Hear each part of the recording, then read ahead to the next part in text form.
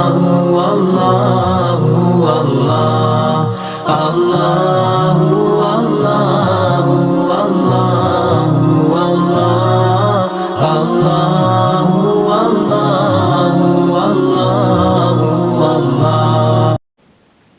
السلام علیکم ورحمۃ اللہ وبرکاتہ۔ محترم ناظرین، میں ہوں آپ کا میزبان مفتی مزمل۔ ناظرین، جس طرح انگریزی اعتبار سے سال کا سب سے پہلا مہینہ جنوری ہے، ٹھیک اسی طرح اسلامی اعتبار سے سال کا سب سے پہلا مہینہ محرم الحرام ہے۔ لیکن کیا آپ کو یہ بات معلوم ہے کہ تاریخ کی ابتدا کب سے ہوئی؟ اسلامی تاریخ کی ابتدا کب سے ہوئی؟ انگریزی تاریخ کی ابتدا کب سے ہوئی؟ اور پھر اسی طرح حضرت آدم علیہ السلام سے لے کر اب تک لوگ کن کن طریقوں سے تاریخ کا استعمال کرتے ہیں اور کن کن طریقوں سے سال کا اندازہ لگاتے ہیں؟ آج میں آپ کے سامنے انہی باتوں کی تفصیل پیش کروں گا۔ اسلامی تاریخ کی اگر بات کریں تو حضرت آدم علیہ السلام سے لے کر اللہ کے نبی صلی اللہ علیہ وسلم کے زمانے تک مستقل تاریخ کا کوئی نظام نہیں تھا، کیونکہ اس وقت لوگوں کو اس کی ویسی کوئی ضرورت محسوس نہیں ہوتی تھی۔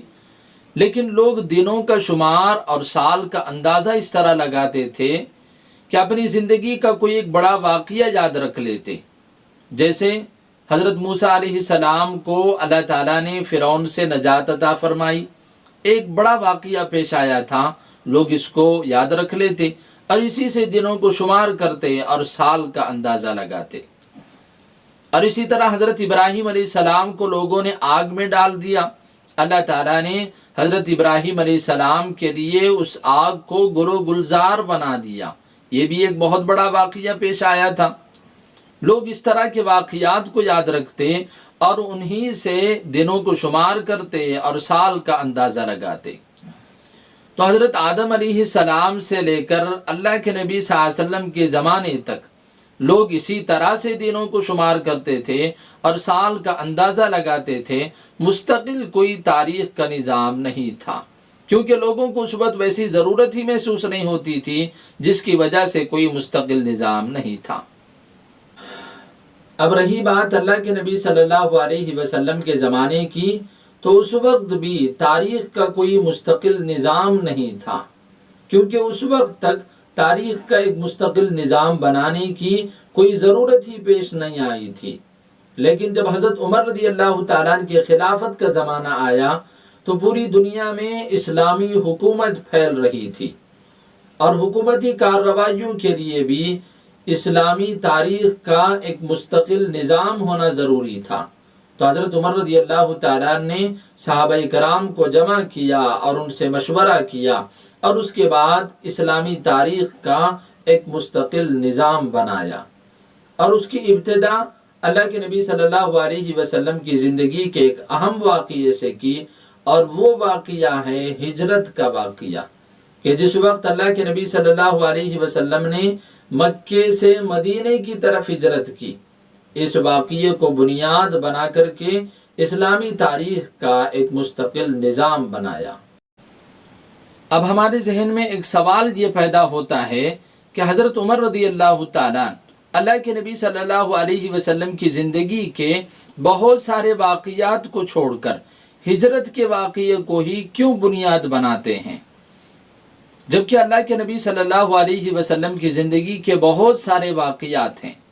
اللہ کے نبی صلی اللہ علیہ وسلم کی پیدائش کا واقعہ ہے، فتح مکہ کا واقعہ ہے، جنگ بدر میں جو فتح نصیب ہوئی وہ واقعہ ہے، معراج کا واقعہ ہے، اور قرآن کے نزول کا واقعہ ہے۔